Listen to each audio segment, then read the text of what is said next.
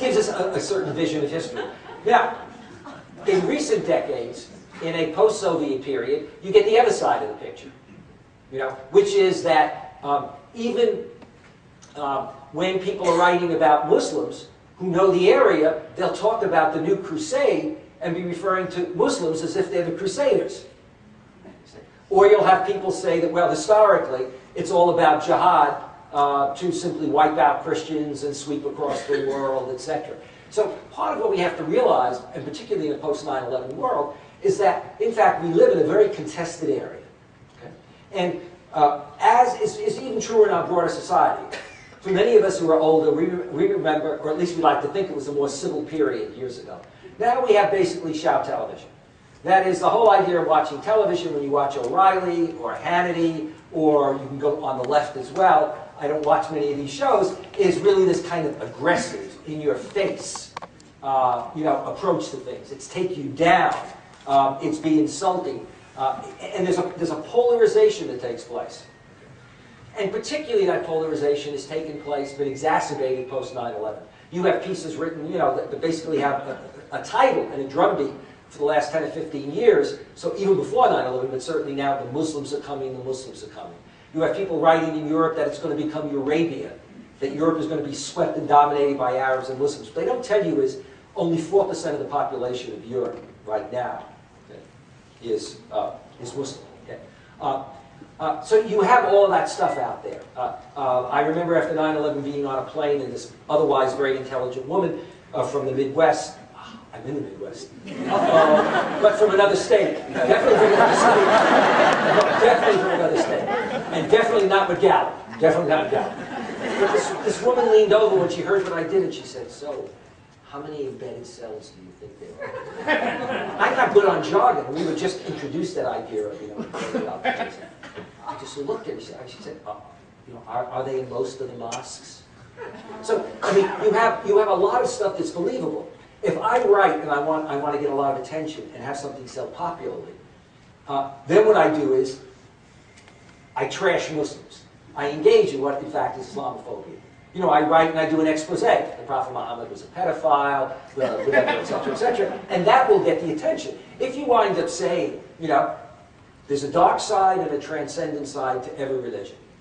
The body count of Christianity historically is number one. Okay? So we Christians can stand up and say, we're number one. We're number one. Both killing people in the name of religion and developing weapons of destruction and mass destruction and using them. Okay?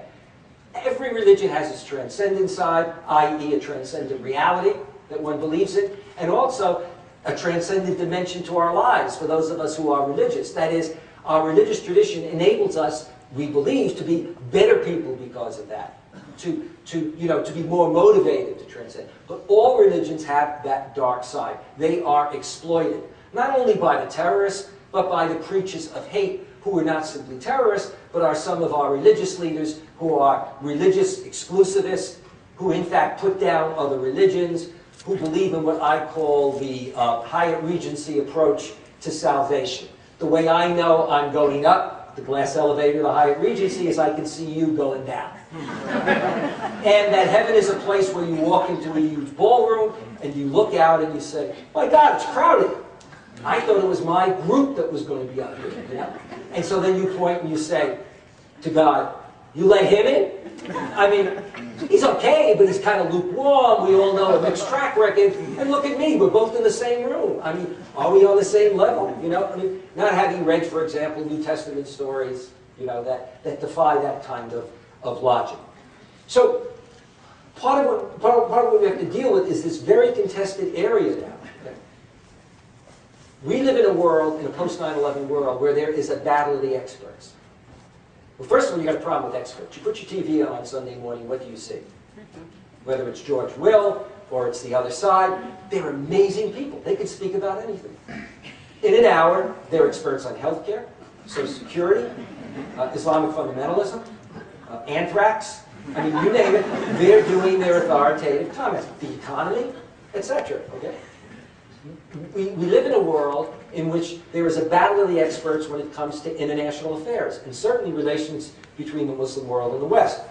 What do I mean by that? We all remember how the cigarette industry years ago would hire top scientists, PhDs from the best schools, who would basically say, smoking's okay. You know, it's not going to harm you. And then you get scientists from other good schools who would say just the opposite. And so you're caught between this, you know, which expert do you believe? Okay?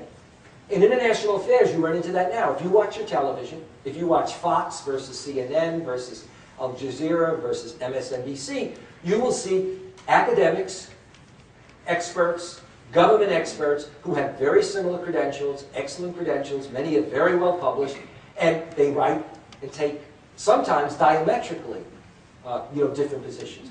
Who is one to believe, and who are policymakers to believe? Particularly policymakers, many of whom that up until 9/11 would admit, senior members of Congress that I briefed of the Senate after 9/11, some now in very, very high places, would admit, and some in the previous administration, would admit that when it came to the Middle East, they relied on the senior person in their office, the staff person, who would basically give them a background paper and then they'd go in and vote. The key issue was oil, and then they just talk about American national interest in terms of oil in Israel. They'd get a write-up, they would go in and vote. And after 9/11, many of them were saying, but now I personally realize that I've got to be, this is a big issue, I've got to be on top of this, and I'm not equipped to deal with it. Particularly the religious factor, because until recently, we never took religion as a significant factor, not in personal life, but in public life, in politics and society. No one expected that America would be as religious as it is, and it's not only overseas, outside of Europe, but in Europe, people think we're curious in many parts of Europe. Certainly the Brits think we're very curious. Let alone that religion, not just Islam with the revival, but subsequently, whether you're looking at India, Sri Lanka, the breakup of Yugoslavia, that almost all the world religions have gone through a kind of resurgence that's not only in personal life, but that plays out in politics and society. It raises all kinds of issues. Because what you get is a kind of mainstream kind of political and social movement, as well as extremist, okay, and terrorist actions. When we deal with Muslim-Christian relations, then we have to realize that we have to put them within a context and a background, which I'll do very briefly, and then move to the contemporary period. The first beginning and recognizing that, look, let's get a real fix on history. Number one, Judeo-Christian tradition, Jews and brothers and sisters. When did that happen? That's post-World War II. If you look at the history of the world, and you look at the history of Christianity vis-a-vis Judaism, not exactly brother and sister. Okay? If you look at the history of Christianity, particularly official Christianity, okay, we tended to go after Jews and Muslims and other Christians who were seen as heretics and schismatics. There was no real sort of space. Now, all of that's changed, but we have wonderful memories. We're now religiously pluralistic, and we act like we've always been that way.